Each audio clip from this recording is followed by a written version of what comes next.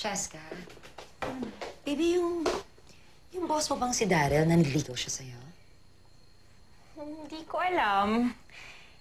Pero parang may gusto siya sa akin eh. Ay, ma, nakwento ko ba sa inyo na siya yung lalaking nagligtas sa akin dun sa kadate kong si Brent? Small world, no? Ah, siya ba? Kaya nga, siya yung hero ko eh. So, may gusto ka rin sa kanya? Eh, Mami, sino ba namang hindi magkakagusto dun sa lalaking yun? Eh, lahat na ng qualities na magugustuhan mo sa isang lalaki, eh, meron siya. Matalino, mabait, gwapo. So, hindi ba siya masyadong, naman na, matured para sa'yo? Eh, konti lang naman yung age difference namin. Tsaka, di ba mas maganda nga yung mas matanda sa yung lalaki para mas maaalagaan ka? Eh, Mami, okay lang ba sa'yo kung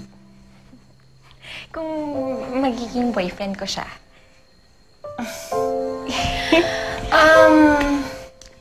Wala naman sigurong masama. Diba? Oo eh, tsaka, di ba sabi niyo pwede na akong mag-boyfriend? Tsaka, di ba, responsable naman ako. Tsaka, may tiwala naman kayo sa akin, di ba, Mami? Siyempre naman, baby. May tiwala ako sa'yo. May tiwala ako sa'yo. Siyempre. Of course. Sige, sleep na. Sige ka na. Okay. Good night. Good night. Sige. Tabi tayo. Tabi na naman tayo. Sige, hanggang makatulog ka, ha? Sige. Alright. Narinig niyo na ba yung pinakabagong chismis?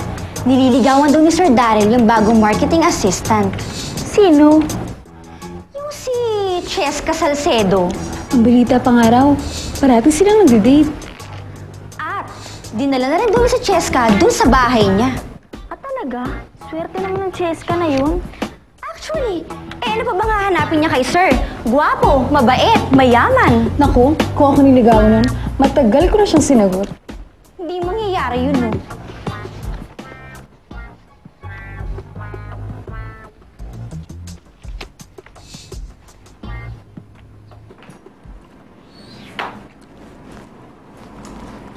Pinapatawag niyo daw po ako.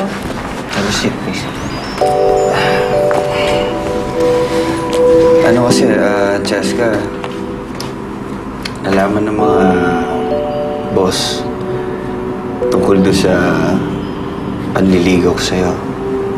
So ngayon, pinapatawag ako doon sa executive floor para magpaliwanag sa kanila. Sorry kung ganun yung nangyari, ha. Gusto ko lang, bago sana ako umakyat doon, gusto ko lang malaman kung ano ba, sasabihin ko ba sa kanila na nanliligaw nga ako or kung pwede ko ba sabihin sa kanila na girlfriend na kita. Eh, Daryl, baka mapahama ka lang kapag sinabi mo yung totoo.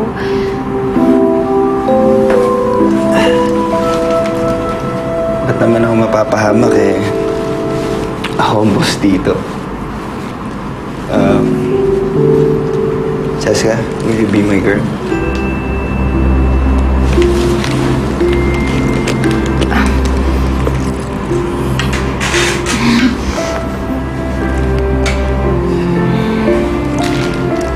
Eh, baka naman kasi... Mapahama ka kapag sinagot kita eh.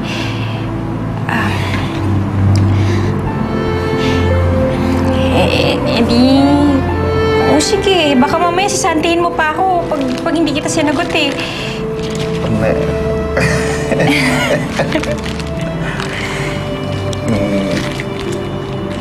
I love you.